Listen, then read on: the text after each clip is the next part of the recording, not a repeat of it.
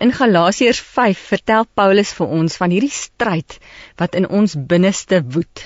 Die stryd tussen my eie ek, my selfsugtige begeertes en die gees van God. Ek lees dit graag vir jou. Wat ek bedoel is dit, sê Paulus, laat julle lewe steeds deur die gees van God beheers word. Dan sal julle nooit soeg vir die begeertes van julle sondige natuur nie. Wat ons sondige natuur begeer, is in stryd met wat die wil van God is. En wat die gees wil, is in stryd met wat ons sondige natuur begeer. Hierdie twee staan lynreg teenoor mekaar, en daarom kan julle nie doen wat julle net wil nie. Ja, in hierdie stuk sê Paulus vir ons dat wanneer ons tot bekering kom, wanneer ons hart vir die Here gee, is ons nie onmiddellik engeltjies nie. Beteken dit nie onmiddellik dat ons heilig is nie. Nee, daar is steeds hierdie stryd binne ons, tussen ons selfsugtige begeertes en die gees van God. Ja, baie keer, dan vertel mense vir my, man, op pad kerk toe nog, het ek en my man verskriklik beklei. En dan kom ons in die kerk, en dan is ons hoogheilig. Nou, of ons ry by die kerk se hekke uit, en dan druk iemand in ons volgafstand in, en dan vloek, en dan skel ons. Ons is definitief nie volmaak as ons tot bekering kom nie. Ons het nog nie gearriveer nie. Ons moet elke kamer van ons hart se sleutels vir die Heilige Gees gee, sê Paulus, dat die Heilige Gees ons lewe kan oorheers. Hy sê ons moet onsself oorgee as heilige offers, want die probleem met 'n offer, 'n lewende heilige offer, is dat daai offer klim so maklik van die altaar af. Maar ek en jy moet sterf in onsself.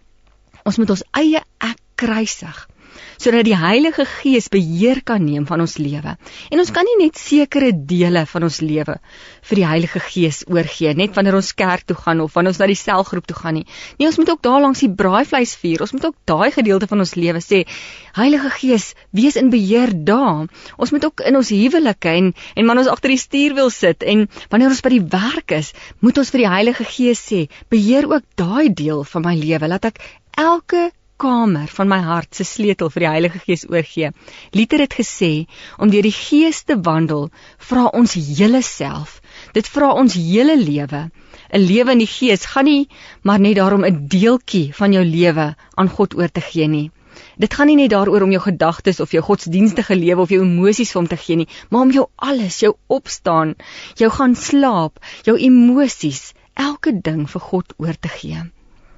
Die goeie nuus is dat ja, ons is nog nie volmaak nie, maar God los nie ons hand nie. Hy stap 'n pad met ons. Wanneer ons in die woord van God lees, dan sien ons dat Dawid wat oorspel gepleeg het, en Moses wat moord gepleeg het, en Petrus wat Jesus verloon het, dat hulle ook nie gearriveer het nie, dat hulle ook nie volmaak was nie, maar God het nie hulle hand gelos nie.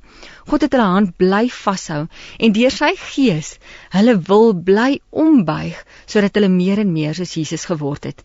Ek wil jou vanoggend uitdaag om elke sleutel van elke kamer vir jou hart oor te gee aan die Heilige Gees, dat hy op die einde jou hele lewe sal oorheers, en dat jy jouself, die eie ek, jou selfsugtige begeertes, sal kruisig.